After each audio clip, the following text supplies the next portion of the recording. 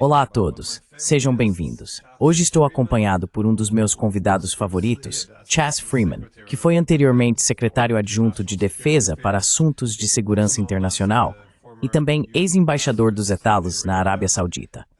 Para o tema de hoje, é interessante notar que ele também foi diretor de assuntos chineses no Departamento de Estado dos Estados Unidos e esteve com Kissinger quando este abriu relações com a China. Então, seja bem-vindo de volta ao programa.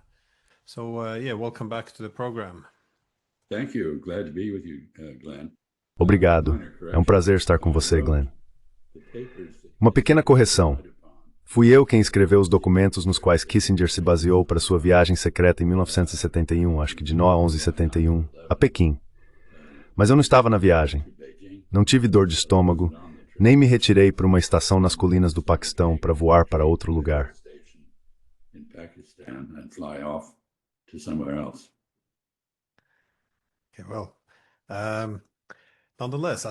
Certo, bem, de qualquer forma, acredito que muita dessa experiência é de grande importância. Naquela época, a abertura da China obviamente tinha o claro propósito de dividir os soviéticos e os chineses, mas também de estabelecer uma relação de trabalho entre os Estados Unidos e a China. Os acordos firmados, como a política de uma só China, lançaram as bases para a paz e cooperação entre americanos e chineses que existe desde então. O tema que quero discutir com você hoje é a crescente rivalidade entre os Estados Unidos e a China.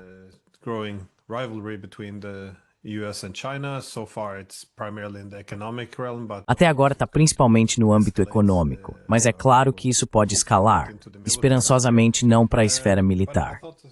Mas achei que seria bom começar com uma pergunta um pouco aberta ou ampla, que é: você já reclamou que nos Estados Unidos, muitas vezes há uma falta de conhecimento sobre a China, o que faz com que recorramos a estereótipos? Quais você vê como as principais percepções equivocadas sobre a China hoje? O que é que o establishment político dos Estados Unidos não entende sobre a China?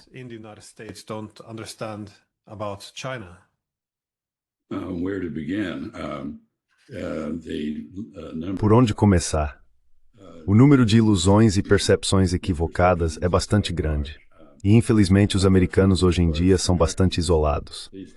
Lembro-me de ter ouvido de Arnold Borchgrave, que foi um jornalista e correspondente de guerra muito conhecido na Segunda Guerra Mundial, que em 1947 havia, se não me engano, 2.700 correspondentes estrangeiros dos Estados Unidos para um cenário jornalístico muito fragmentado. Praticamente todo jornal tinha seu próprio correspondente internacional, e os americanos eram realmente bem informados sobre o mundo.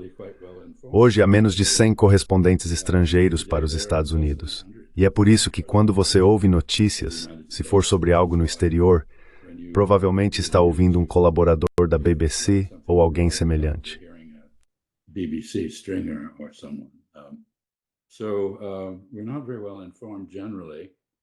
Então, geralmente não somos muito bem informados.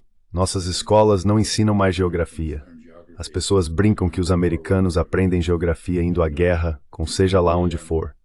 Mas principalmente passamos por uma série de fases. Tivemos uma entente com a China, nunca uma aliança. Uma cooperação limitada para propósitos limitados, motivada inteiramente por considerações geopolíticas. Os chineses já estavam rompidos com os soviéticos e sob pressão de Moscou. Havia um perigo real de uma invasão soviética preventiva na China nos anos 1960. No final dos anos 60, houve combates de fato, e o presidente Nixon teve a sagacidade de perceber que poderíamos alistar a China em apoio à contenção da URSS. E foi isso que fizemos. Isso foi uma entente.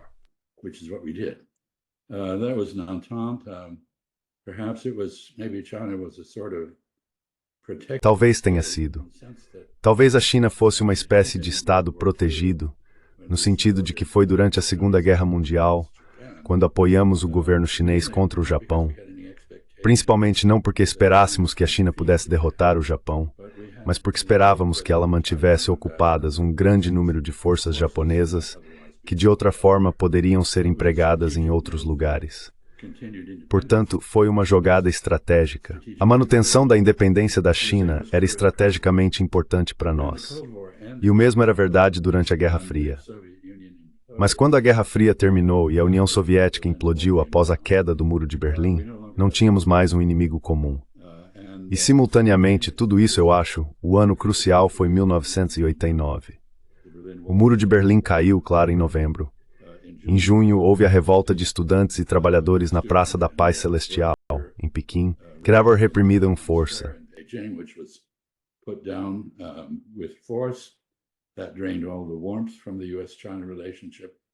Isso drenou toda a cordialidade do relacionamento entre os Estados Unidos e a China. E finalmente, aquele ano também foi o ano em que Taiwan deixou de ser uma ditadura leninista e se tornou uma democracia. Então, de repente, tínhamos três forças nos direcionando para a antipatia em relação à China. O argumento geopolítico para a cooperação aparentemente havia desaparecido. A equiparação ideológica de Taipei com Pequim havia desaparecido porque Taipei já não era mais leninista, enquanto Pequim continuava sendo. E claro, havia os efeitos persistentes do cerco anticomunista, as experiências das guerras da Coreia e do Vietnã. Todas essas coisas ainda estão conosco. Por isso acredito que estamos limitados em nossas relações exteriores pela ausência de um vocabulário detalhado para descrever relacionamentos. E já mencionei alguns deles. Alianças são compromissos incondicionais de assistência mútua.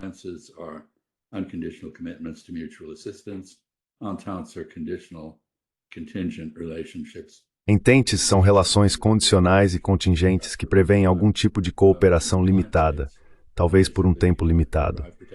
Estados clientes basicamente obtêm proteção ao conceder ao outro país, o maior, privilégios e prerrogativas. E muitas relações internacionais são simplesmente trocas em bases iguais, muito transacionais. Mas quando se trata das variedades de competição ou confronto, acho que há quatro. A primeira é a rivalidade, que você mencionou. Eu seria muito cauteloso com essa palavra, porque acho que ela basicamente significa uma competição saudável. Ou seja, aquela em que você tenta superar o outro, melhorando a si mesmo. É como ir a uma competição de atletismo.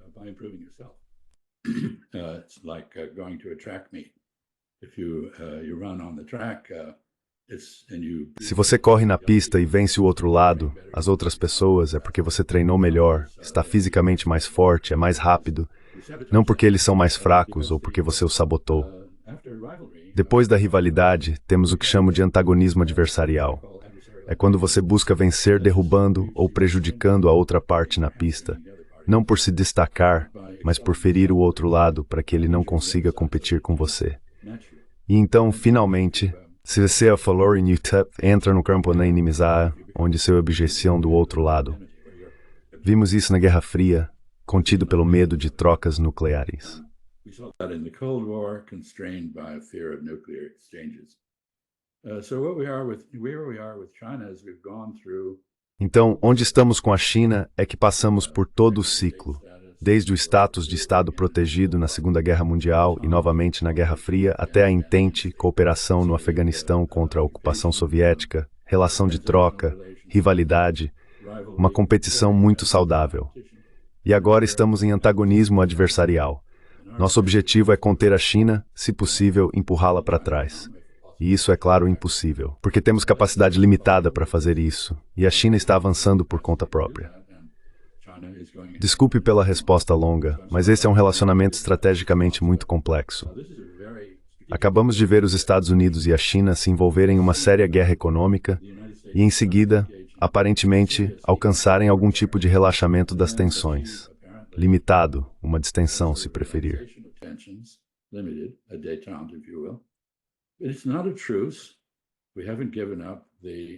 Não é uma trégua. Não desistimos do antagonismo. Não é um cessar-fogo. Não vamos parar de tomar medidas um contra o outro. Tudo o que está acontecendo é uma redução na intensidade do confronto, enquanto vemos se conseguimos chegar a algum tipo de entendimento de longo prazo que acabe com a guerra comercial, ou pelo menos a limite de alguma forma, uma espécie de acordo de controle de armas, por assim dizer. Mas não estamos, sabe? O governo Trump retrata isso como uma grande vitória de sua tática de pressão máxima. Não é. Os chineses não queriam tarifas. Eles retaliaram. Agora os Estados recuaram.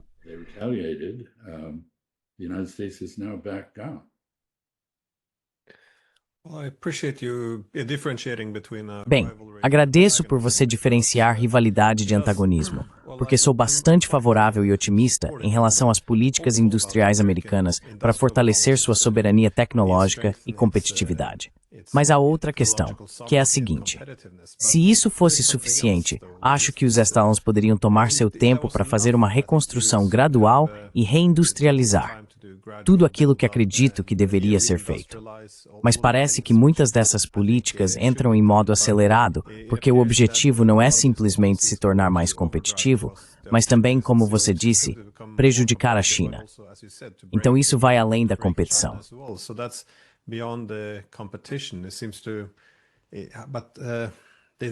Parece que, mas essa necessidade de derrotar a China, isso se deve à ideologia ou a uma visão particular de mundo, então?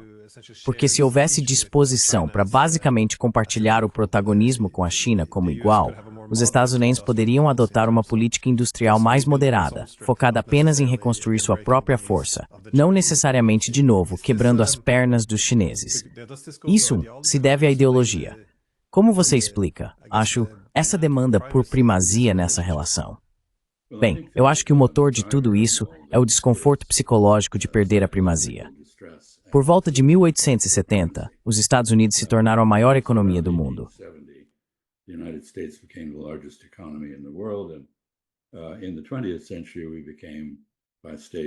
No século XX, nos tornamos gradualmente a força política e militar dominante no mundo, além de sermos a principal potência financeira e, por muito tempo, econômica. Agora vemos a China, se você medir o PIB dos dois países pelo padrão adequado de comparação, que é a paridade do poder de compra, e não as taxas de câmbio nominais, que flutuam e representam fatores externos. Então a economia da China já é 1/3 maior que a nossa. Ela produz mais de 1/3 dos bens manufaturados do mundo. Nós produzimos cerca de 15% atualmente. E está muito inserida nas instituições de Bretton Woods do pós-Segunda Guerra Mundial, por exemplo, a Organização Mundial do Comércio, das quais nós nos afastamos.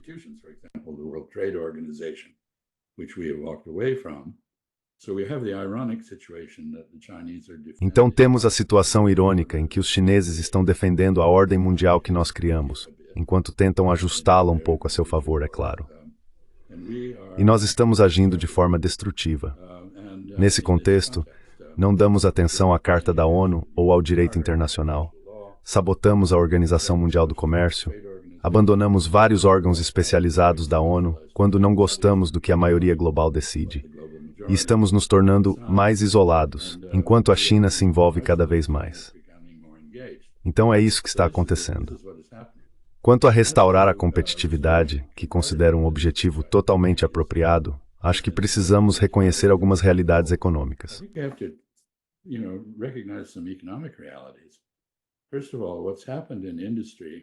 Antes de tudo, o que aconteceu na indústria é exatamente o que aconteceu na agricultura. Então, em 1900, não sei como era a situação na Noruega, mas em 1900, nos Estados Unidos, cerca de 80% da população trabalhava em fazendas para produzir alimentos. Agora, é menos de 1%. E produzimos mais comida do que nunca, aconteceu porque o capital substituiu o trabalho. Ou seja, as pessoas se tornaram mais produtivas porque mecanizaram a agricultura. Também introduziram ciência e desenvolveram variedades melhores de plantas, mais resistentes a doenças e assim por diante, e que dão rendimentos maiores. O mesmo vale para a criação de animais. Portanto, o que está acontecendo na indústria é exatamente a mesma coisa.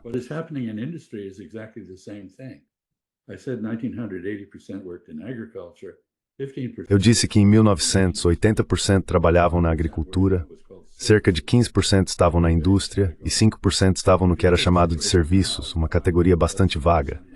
Mas se você olhar para a situação atual, verá que menos de 1% está na agricultura, 8% na indústria, ou seja, metade do percentual de 125 anos atrás. E ali também, automação, robótica e várias técnicas de gestão da produção, começando com a linha de montagem, invenção de Henry Ford, e passando por múltiplas etapas, tornaram o trabalhador americano muito mais produtivo. Assim, muito menos pessoas são necessárias para produzir muito mais bens. Na verdade, produzimos mais do que nunca, mas nosso emprego na indústria está diminuindo. E finalmente agora temos, então são 91, vejamos, isso é 8%, 1%. 15, that is 8%, 1%. That is 91% are in something called service. Ou seja, 91% estão em algo chamado de serviços, que essencialmente se tornou uma categoria sem sentido e precisa ser reexaminada pelos economistas. Eles inventaram essa categoria nos anos 1930, junto com o PIB, que também precisa urgentemente de uma reavaliação teórica. Estamos vendo as mesmas coisas acontecerem na China. A força de trabalho agrícola está diminuindo rapidamente e os empregos industriais estão caindo. Agora vemos desemprego na China entre jovens que foram educados para uma economia industrial que já não precisa mais deles. Então, qual é a relevância de tudo isso? Bem, coisas estão acontecendo nos Estados Unidos que geram muita angústia e inquietação. E em vez de olharmos para as causas disso, que são intrínsecas ao progresso, culpamos os estrangeiros.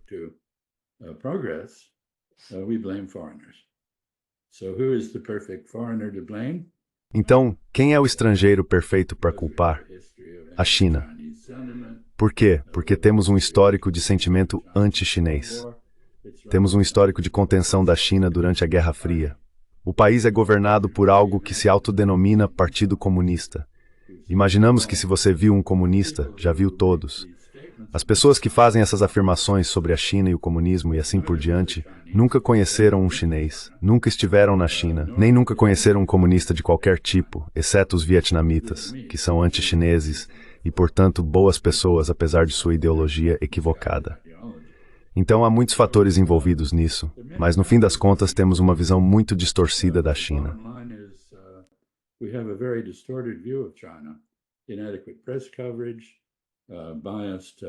Cobertura inadequada da imprensa, políticas editoriais tendenciosas em nossa mídia, um establishment político que escolheu a China como inimigo preferencial.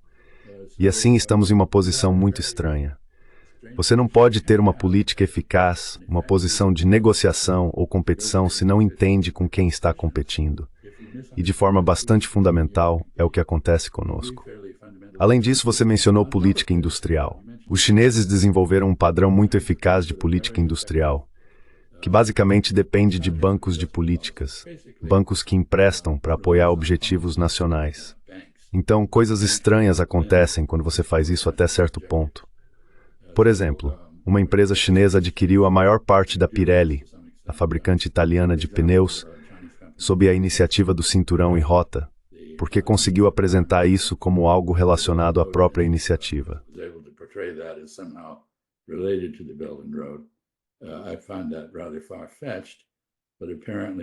Acho isso um tanto improvável, mas aparentemente um dos bancos de políticas estava disposto a apoiar isso com empréstimos.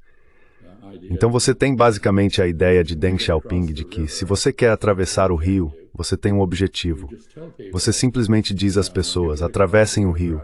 Não me importa como vocês vão fazer isso. Se conseguirem, valerá a pena financeiramente. Então ele teve a ideia de atravessar o rio tateando com os pés nas pedras. E é isso que os chineses fazem. Eles anunciam um objetivo, digamos, precisamos de uma economia elétrica, precisamos de energia renovável. E dizem, se vocês investirem nessas coisas, nós daremos apoio financeiro.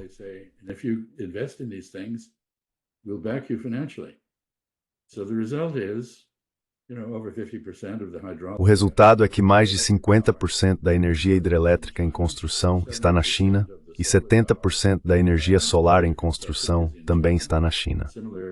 Há um padrão semelhante para a energia eólica, e claro, a China lidera em veículos elétricos. Ela também lidera em sistemas de transmissão de alta voltagem, lidera na eficiência da produção de energia elétrica e assim por diante. Eu poderia dar outros exemplos. A China agora está à frente na grande maioria das tecnologias, algo que não compreendemos. Imaginamos que controles de exportação podem preservar nossos preciosos fluidos corporais de serem drenados pelos chineses. Se você se lembra do Dr. Fantástico, ele está vivo e bem em algum lugar de Washington, mesmo que Kissinger tenha morrido.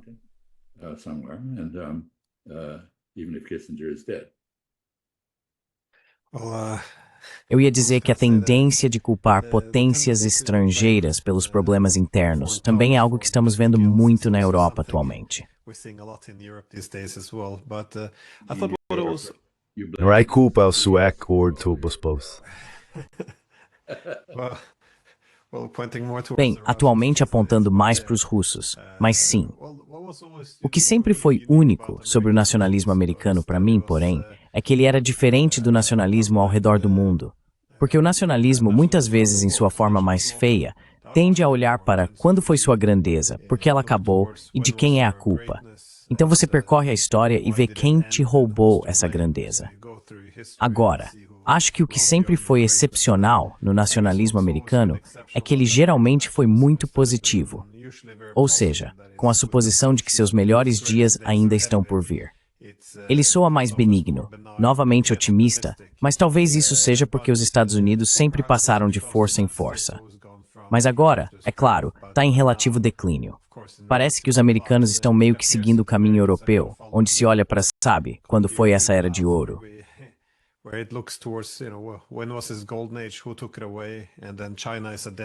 Quem tirou isso? E então a China é identificada. E acabamos com essas narrativas de que os chineses tiraram nossos empregos. Não que eles foram terceirizados, mas tirados. Mas isso levanta a questão. O desafio para os Estados Unidos é realmente sobre como praticar o capitalismo em si. Novamente, estamos em uma situação um pouco estranha, já que oficialmente os chineses são liderados pelo Partido Comunista, mas a forma de capitalismo deles parece se assemelhar, em grande medida, ao que a América tinha no século XIX. Um capitalismo muito industrial, que limita os rentistas, busca harmonizar e garante que a sociedade não se torne um apêndice do livre mercado. Você acha que os Estados Unidos precisam mudar a forma como praticam o capitalismo? E se sim, você acha que a China é um modelo ou não é mais apropriado para os Estados Unidos?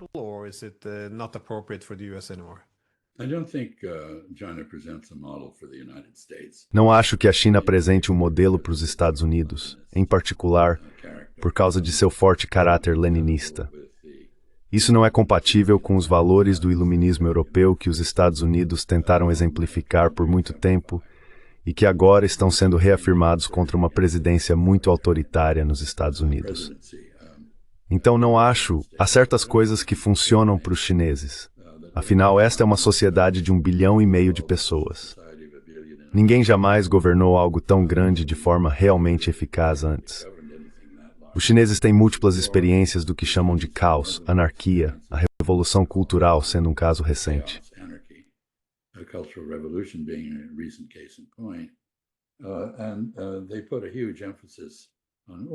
E eles dão uma enorme ênfase à ordem. Nós também faríamos isso se tivéssemos as restrições que os chineses têm.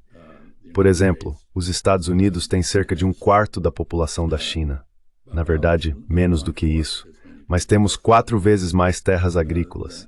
Eles possuem 7% do suprimento mundial de água. Nós temos algo em torno de 25% ou 27%. Temos uma dotação incrível. Nossos vizinhos, como disse Bismarck, são os canadenses dóceis, gentis e educados ao norte, e os mexicanos descontraídos e despreocupados ao sul, nenhum dos quais representa um desafio. Bem, pelo menos não representavam. Estamos trabalhando nisso. E a leste e oeste, nossos vizinhos são peixes.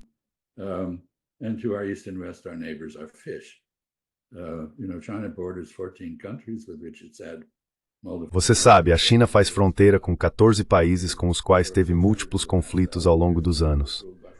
Durante 600 dos últimos 1000 anos, a China foi governada por estrangeiros.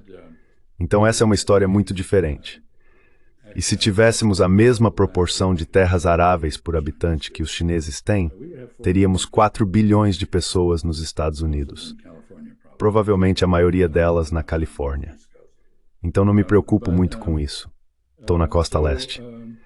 Mas essas são diferenças, mesmo sem considerar a história. E acho que interpretamos mal a história do leste asiático usando modelos europeus. A Europa é o continente mais sangrento de todos, seguida de perto pelo subcontinente indiano.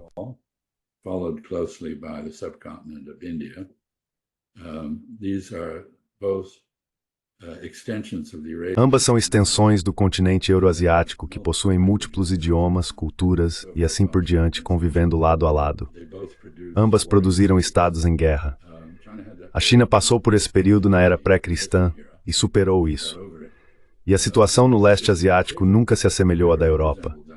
Os países se submetiam à China por causa de seu tamanho, seu poder intelectual e científico, sua prosperidade, seu bom governo. Mas a China não saía por aí conquistando esses países. Existem exceções, o Vietnã sendo uma das principais. Parte da história coreana também envolve conquistas chinesas, ou conquistas vindas do que hoje é a China. Mas acho que fundamentalmente interpretamos essa história de forma equivocada. I think we fundamentally misunderstand this history. And I'm not sure the Chinese understand their own history either. Não tenho certeza se os chineses compreendem totalmente sua própria história. Ou se compreendem, isso está encapsulado na frase, nunca seremos hegemônicos. Acho que a China é o único país que diz isso. No século XIX, os Estados Unidos diziam, nunca seremos imperialistas. Mas o Destino Manifesto nunca parou. Derrubamos a monarquia no Havaí e incorporamos o território ao nosso país. Depois seguimos para as Filipinas, Guam e assim por diante, além de Porto Rico e Cuba ao sul. Então os chineses dizem, nunca seremos imperialistas. Mas acho que precisamos ser um pouco céticos quanto a se eles realmente evitarão cair na mesma armadilha em que caímos.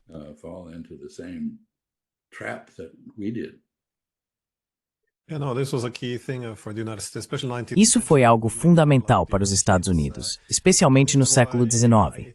Eles não se tornariam como os europeus.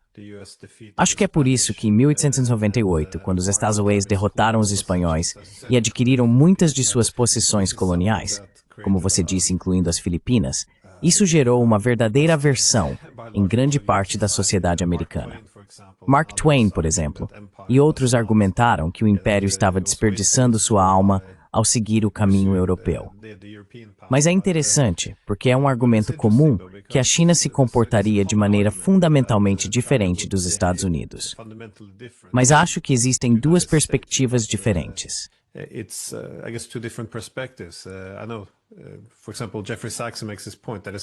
Por exemplo, Jeffrey Sachs argumenta que há algo internamente diferente ali. Por outro lado, você tem o argumento de Mearsheimer, que diz que tudo é externo. Em outras palavras, se a oportunidade para a hegemonia se apresenta, então as ideologias e ideias que a sustentam virão em seguida. Os chineses também podem ter seu momento imperial, por assim dizer.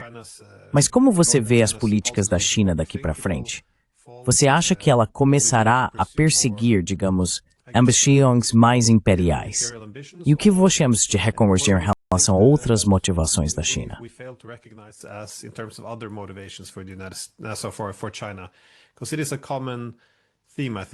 Porque esse é um tema comum, eu acho, não só para os Estados Unidos, mas também para os europeus. A falta de capacidade atualmente de reconhecer as preocupações e interesses de segurança dos oponentes. No passado, esse seria o ponto de partida em qualquer discussão.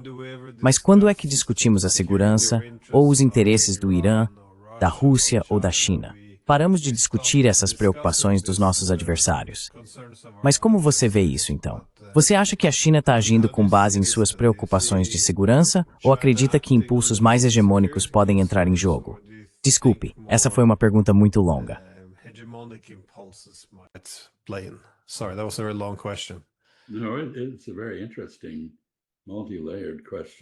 É uma questão muito interessante e com várias camadas. Deixe-me fazer alguns comentários sobre os Estados Unidos antes de falar sobre a China. Mark Twain e outros que argumentaram contra o imperialismo americano estavam certos. No fim das contas, isso se mostrou incompatível com a democracia americana. Estamos vendo isso agora. O segundo ponto é que inventamos um novo tipo de império, que não era tanto de ocupação, mas sim uma espécie de esquema de proteção, por assim dizer. Estávamos protegendo todos contra alguém. Esse parece ser o gênio da política externa americana. Temos um impulso irresistível de proteger todos de todos os outros. Isso nos coloca em apuros. Também temos uma tradição nascida da nossa experiência em guerras, que é muito incomum.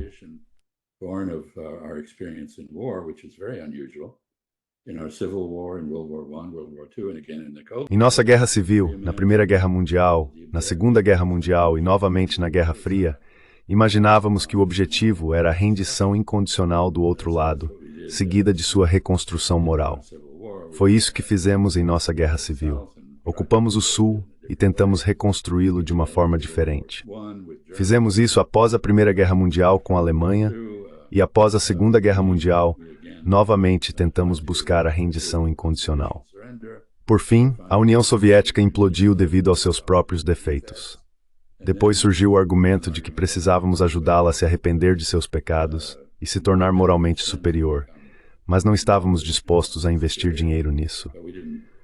Jeffrey Sachs e outros fizeram algumas coisas que não foram muito úteis nesse sentido.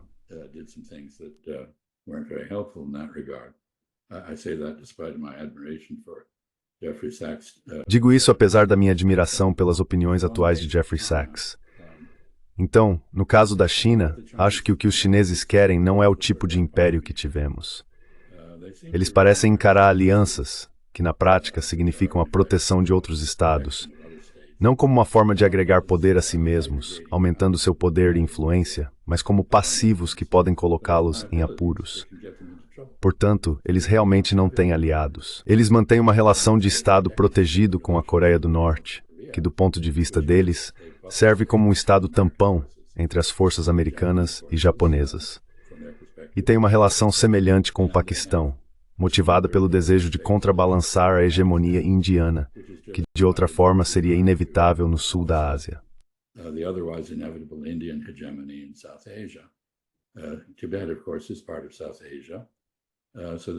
O Tibete, é claro, faz parte do sul da Ásia. Portanto, os chineses têm uma preocupação legítima com o equilíbrio de poder no sul da Ásia, e é por isso que apoiam o Paquistão. Eles sabem como jogar jogos geopolíticos, isso é evidente. Mas eu acho que o que eles buscam não é controle. Certamente não estão buscando Lebensraum para uma população que está diminuindo e não crescendo. Eles não querem trazer mais coreanos, vietnamitas ou outros estrangeiros. Não buscam controlar recursos naturais militarmente. Aprenderam a lição de que é possível comprar o que se precisa se pagar o suficiente. Então acredito que o que eles querem é respeito por sua dignidade como um Estado civilizacional independente e importante. É claro que se sentem lisonjeados se outros desejam imitá-los.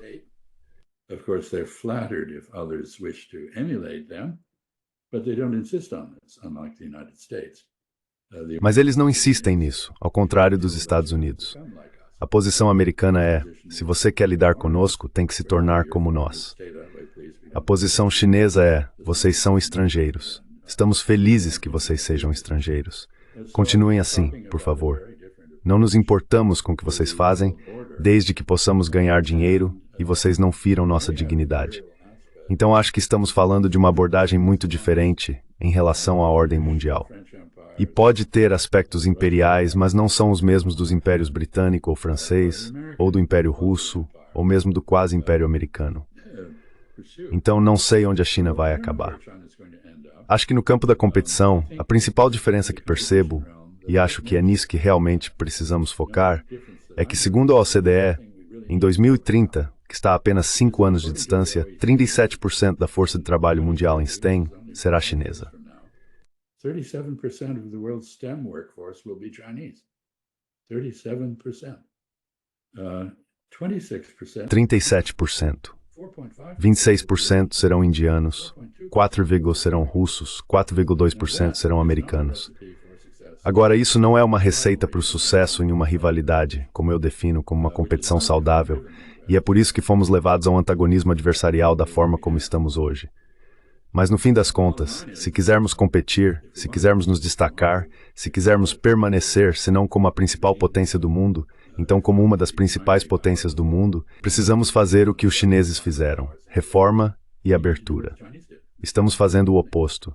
Estamos dobrando a aposta na nossa estrutura econômica atual. Não estamos seguindo uma política antitrust.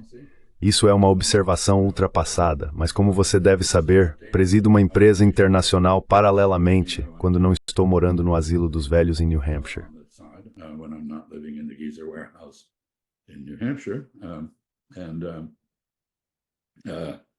Anos atrás, trabalhei um pouco no ramo de móveis.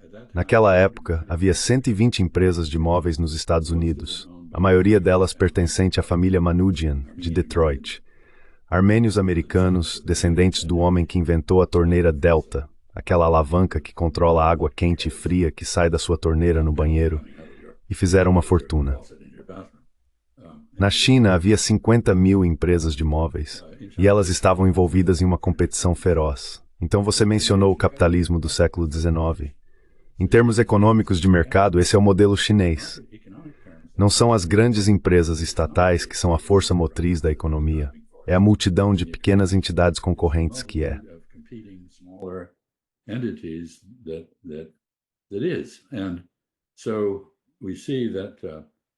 E assim vemos que o maior avanço recente em inteligência artificial veio da DeepSeek, que é uma empresa privada, não teve nada a ver com o governo, nem mesmo recebeu subsídios. Basicamente, era uma empresa que tinha um algoritmo que negociava ações na Bolsa de Xangai, até que o governo proibiu esse algoritmo. Eles tiveram que descobrir o que fazer com a tecnologia deles e entraram no ramo de IA com muito sucesso, ao que tudo indica. Portanto, estamos em uma competição que não é militar, embora escolhamos tratá-la como tal. Ela é principalmente econômica e tecnológica. E a chave para vencer isso é a abertura e a reforma econômica doméstica. E não estamos fazendo isso.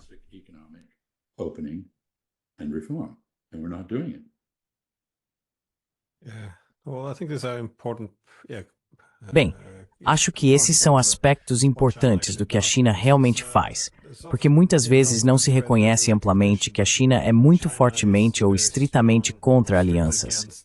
Isso é algo em que eles insistem.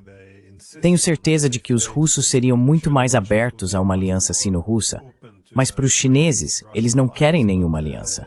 Eles deixaram isso muito claro. É uma política de longa data. E como você disse, eles também rejeitam o universalismo, que abre a possibilidade para a hegemonia. Ou seja, se você defende o universalismo liberal-democrático, então pode reivindicar o direito de representar a liberdade de outros povos. Os chineses continuam insistindo na distinção civilizacional, de que uma civilização não deve dizer à outra como se desenvolver.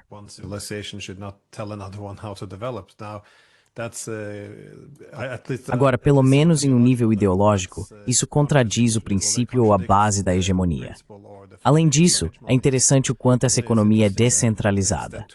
Minha última pergunta, porém, é sobre se os Estados Unidos querem conter a China. Parece que algumas das políticas dos últimos, pelo menos semanas, se não meses, têm sido talvez contraditórias. Então eu observei em menor grau Taiwan, as ameaças de transferir toda a sua, de fazer toda a indústria de semicondutores se mudar para os Estados Unidos. Mas pensei mais sobre a alienação do Japão, porque o Japão sempre foi muito, talvez submisso seja uma palavra forte, mas tem sido um aliado muito leal, pelo menos para os Estados Unidos.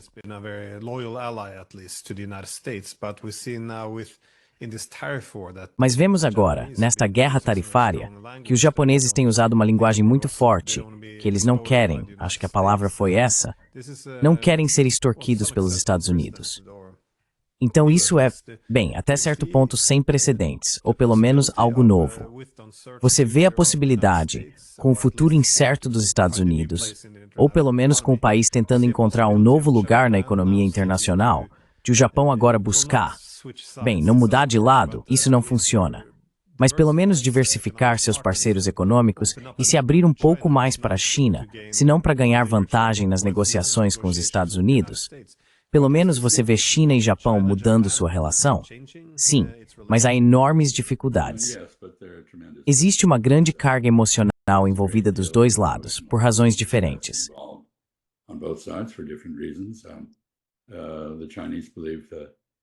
Os chineses acreditam que cerca de 35 milhões de pessoas morreram nas mãos dos japoneses entre 1931 e 45, durante os 14 anos de devastação do Japão imperial na China.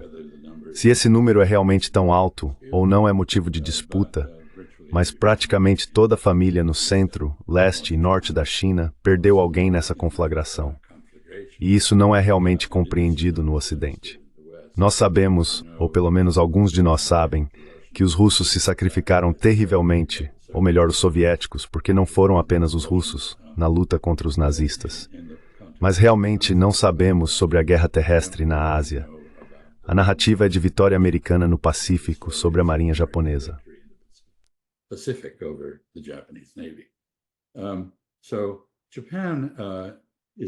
Então o Japão está voltando a ser uma potência independente cada vez mais. Não vai se curvar aos Estados Unidos. Teve a experiência de fazer isso nos Acordos da Praça nos anos 1980, o que colocou o Japão em um caminho de estagnação econômica do qual nunca se recuperou totalmente, e não vai repetir essa experiência. E reconhece, assim como o Japão reconhece, assim como os chineses reconhecem, que essa disputa é menos sobre economia e mais sobre uma disputa de poder, ou intimidação psicológica, ou subordinação aos Estados Unidos. E o Japão recuperou um pouco de seu orgulho nacional e não vai fazer isso. Então o que vemos é o Japão agindo de forma proativa em várias áreas.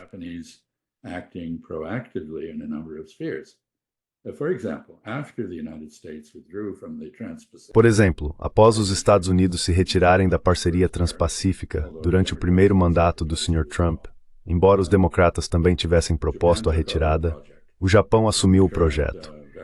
E a versão atual disso reflete a liderança japonesa na Ásia do Pacífico. O Japão também se tornou mais ativo política e militarmente.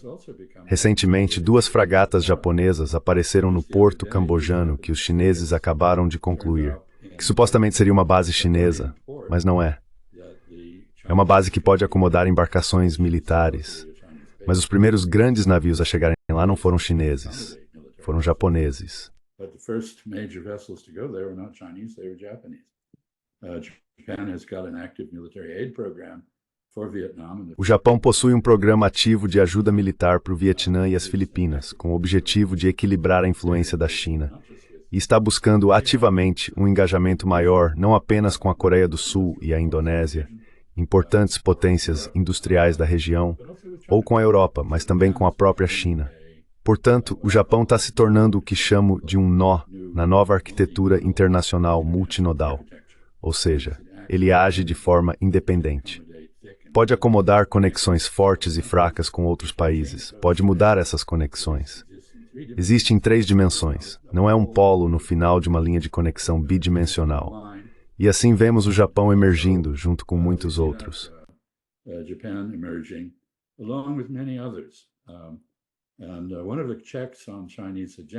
E um dos freios à hegemonia chinesa, acredito eu, além do aspecto ideológico que você mencionou, é a antiga tradição chinesa de Mensio, ou Mengzi, que dizia que se você quer influência internacional, deve se tornar uma sociedade boa, que as pessoas queiram emular. Não saia por aí tentando se vender. Seja virtuoso, e os outros vão querer ser como você e aprender com você. Essa era a visão americana no século XIX. O desvio para o imperialismo, infelizmente, nos curou disso.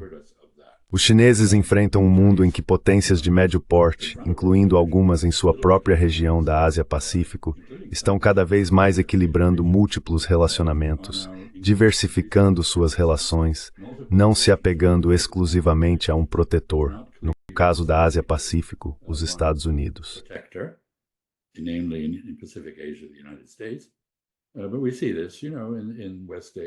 Mas vemos isso na Ásia Ocidental com o ressurgimento da Turquia como um ator muito independente e bastante imprevisível. Vemos os franceses tentando reafirmar um papel independente dentro da Europa e além.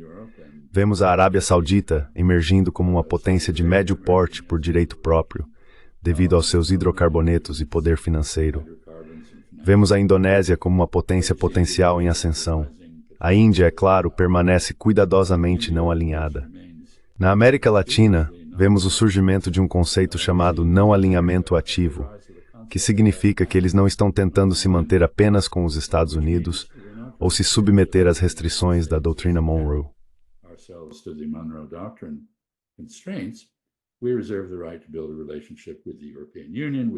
Reservamos o direito de construir uma relação com a União Europeia, com a China, com a Índia, com o Japão e assim por diante.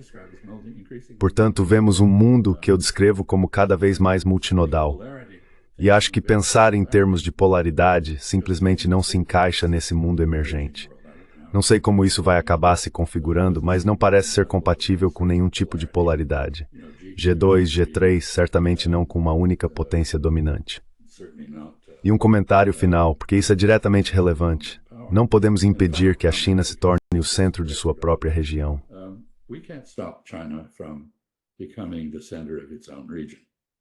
We've defaulted already on the trade and economic element of this. Já descumprimos a parte comercial e econômica disso quando saímos do TPP. Não fazemos parte de nenhum dos conselhos de regulamentação na região, que são compostos por países da própria região. A Índia, aliás, de forma tola, se excluiu disso.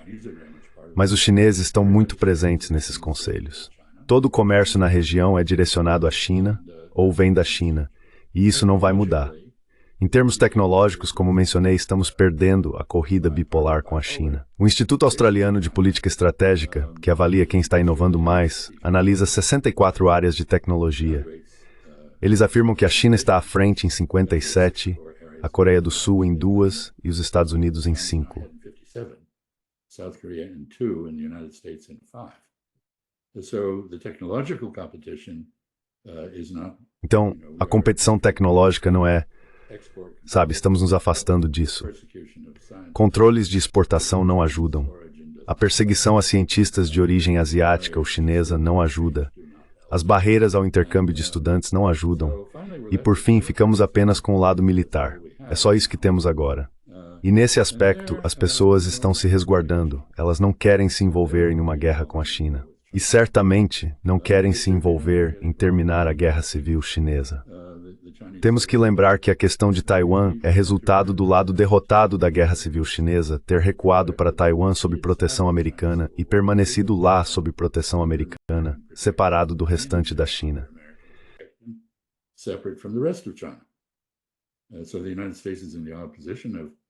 Então, os Estados Unidos estão na posição de reconhecer uma só China.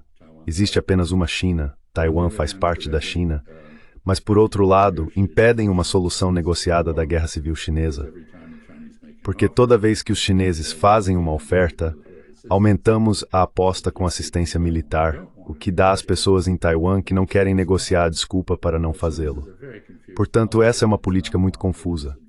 E não é uma que esteja promovendo os interesses americanos ou realmente envolvendo os países da região em algum tipo de oposição conjunta ou compartilhada à China. Todos eles estão interessados em que os Estados Unidos os ajudem, os apoiem, enquanto buscam uma relação de longo prazo e viável com o país que está no centro de sua região.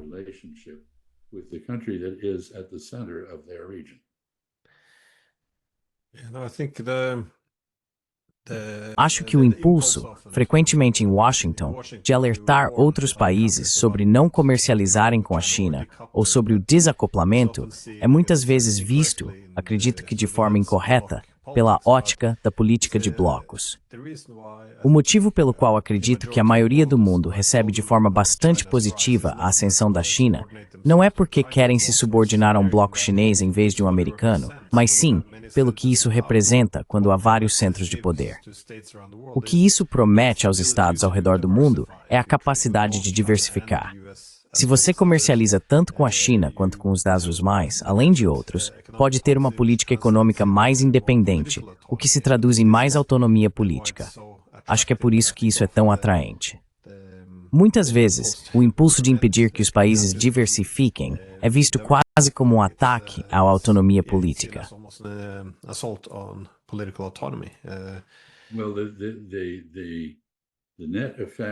Bem, o efeito líquido das mudanças que descrevi na ordem mundial, que dão maior liberdade de manobra para países de porte médio e pequeno dentro de um sistema cada vez mais diverso e polinodal, por assim dizer, é que isso confere a esses países uma agência que eles não tinham antes. Dá a eles a liberdade de buscar seu próprio desenvolvimento da maneira que desejarem. E nesse contexto, a posição americana é perdedora, porque os chineses dizem: como vocês vão se desenvolver é com vocês. Não temos nada a dizer sobre isso. Se quiserem aprender conosco, tudo bem.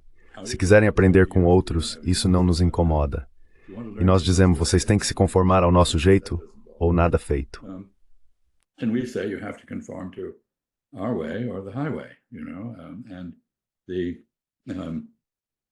E a outra questão é que os chineses não estão tentando impedir os Estados Unidos de vender bens ou serviços em nenhum lugar, mas nós estamos tentando impedi-los. Como alguém disse, acho que foi o Larry Summers, ele ouviu de um interlocutor africano que quando os chineses vêm, eles oferecem estradas, barragens e eletrificação. E quando vocês vêm, insistem que nos conformemos às suas posições políticas e não nos oferecem nada. Então quem vai vencer? Se os Estados Unidos quiserem ser bem-sucedidos e continuar sendo a grande potência, a potência esmagadoramente superior que sempre fomos, precisamos não apenas nos reformar internamente, mas também mudar nossa política externa para reconhecer os interesses de outros países e tentar atender a esses interesses em vez de resisti-los. Surf those interests rather than resist them. Someone said, when the winds of change. Alguém disse que quando os ventos da mudança sopram, algumas pessoas constroem muros para impedir a entrada do vento, outras constroem moinhos de vento. Precisamos construir moinhos de vento. E, portanto, acredito que o desafio chinês é corretamente descrito pela União Europeia como sistêmico. É um desafio sistêmico. Trata-se de uma escolha entre um mundo aberto, com muitos caminhos diferentes para a modernidade, e um mundo fechado, dominado pelo protecionismo. E, a propósito, não acho que tarifas vão reindustrializar os Estados Unidos. Mas essa é uma das muitas formas pelas quais o estranho foi normalizado, teoricamente, no meu país. The weird has been normalized theoretically in my country. Well, I see a lot of Sim, bem, vejo muitas políticas autodestrutivas dos dois lados do Atlântico atualmente. Muito autoprejuízo. De qualquer forma, espero que as pessoas em Washington ainda prestem atenção em nós. Talvez possamos reduzir um pouco desse autoprejuízo. Enfim, muito obrigado novamente pelo seu tempo. Sempre aprendo ouvindo você. Então, obrigado mais uma vez. always learn from listening to you, so thanks again. Well, thank you for. Obrigado por me receber e peças pelo futuro de respostas às perguntas tão simples. Very simple questions. No, that was- Não, é isso que torna tudo interessante. Muito obrigado. Tchau.